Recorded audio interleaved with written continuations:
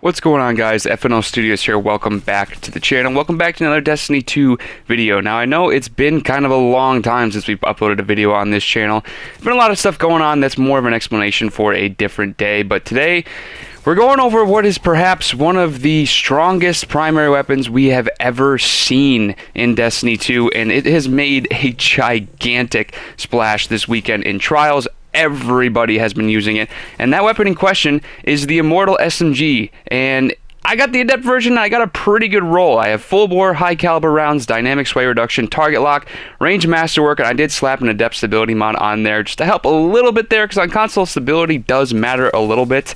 And I'm going to be honest, guys, this is one of the strongest weapons I've ever used. Like I said, I mean, I haven't seen an SMG make this big of a splash, I don't think ever. I mean, we're talking like recruits levels of broken. I mean, it's better than Multimach, it's better than Ikelos, it's better than Teraba.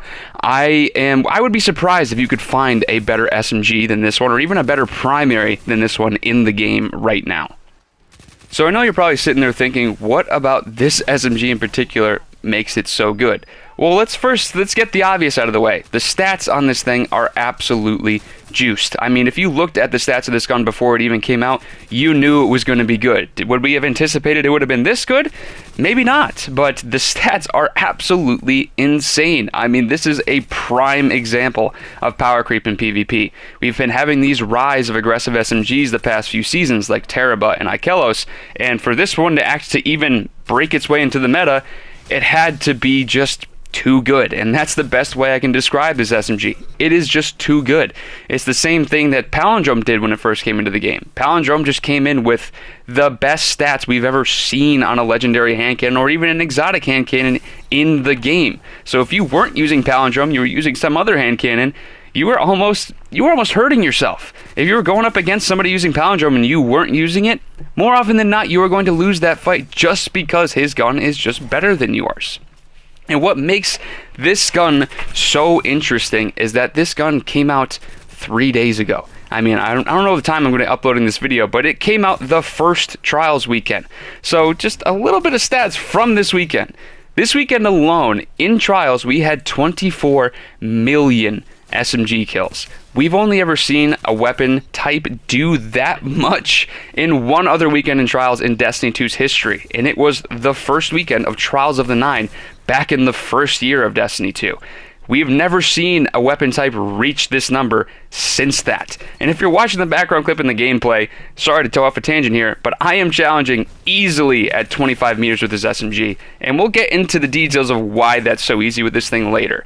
But we had 24 million kills with SMGs this weekend. Half of them were with this gun, between the Adept version and the base version. We have never seen a gun make this much of an impact within the first few days it has been out. Aggressive SMGs have been making a huge rise the past couple seasons, and that's because the big downside that we've had about this archetype is that the stability has not always been there. As it says in the title of this archetype, it's an aggressive frame. They're aggressive, they get up in your face, high damage, high recoil. But in the past few seasons, especially with Teraba and Ikelos, those stability numbers are getting up there. They're getting easier to shoot, easier to use, and these things have been one buff away from being easily the best weapons in the game. And now this gun has come in, and I think it blows Ikelos and Teraba out of the water. Yes, there are the upsides to those two SMGs, but I just think there is nothing bad about this gun. I mean, even bad rolls of this weapon perform really well. I mean, I used a surplus kill clip roll before I landed target lock, and it still performed exceptionally well. Aggressive frame SMGs are just that good. But let's get into why this SMG in particular just makes all of them look terrible. And that's because of one perk, target lock.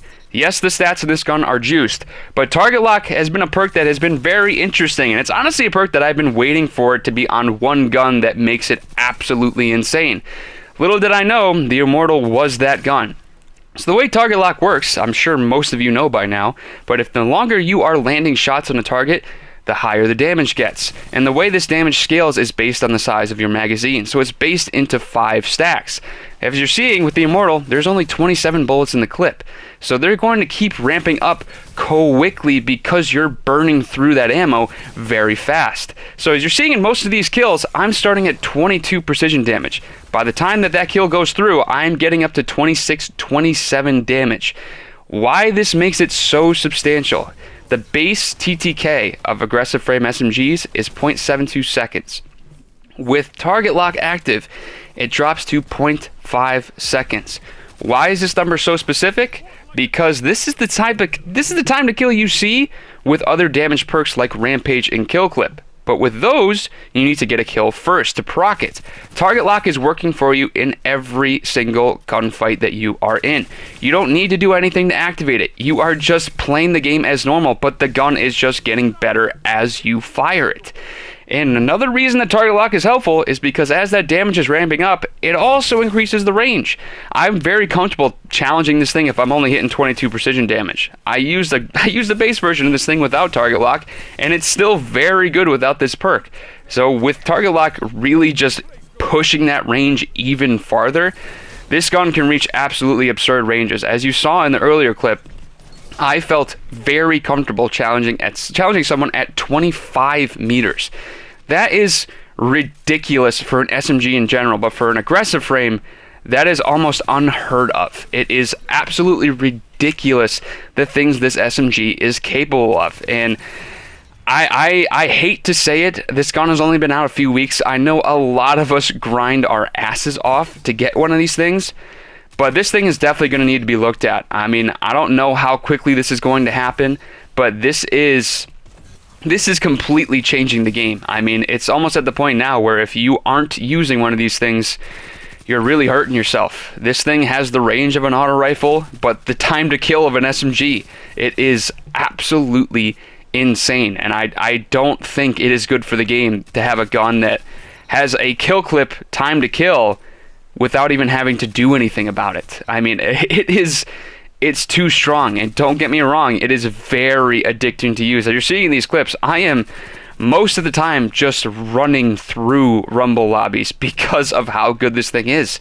I mean, I'm not really doing much. The gun is doing it for me, and I hate to say it, but this gun is kind of a low skill weapon. You don't even really need to hit precision hits to activate target lock. I mean, we're looking at OG Recluse kind of things here. OG Recluse, you had Master of Arms active, you're hitting precision damage as body damage, and that's kind of where we're at with this thing. It is way too forgiving and way too good to use. So, what sucks about this thing's not going to come back around until the final week of Trials. This is gone until the final week of the season. So if you didn't get one this weekend, I hate to break it to you, but I would be very, very surprised if we didn't see a nerf to this SMG in particular, or to target lock, or to something to do with this role, because it is far too strong. And I don't know when or how fast they're going to do anything about it, but it is dominating the Crucible. We've never seen a weapon just absolutely dominate the meta in the first few days that it's been out. So that's it. That's the Immortal Adept, guys. I hope you guys did enjoy the video. If you don't have an Adept version of this thing, the next weekend in Trials, make sure you grab one, because it's not going to be here for long. But I hope you guys did enjoy. If you did, leave a like. I'll see you in the next one. Have a beautiful day.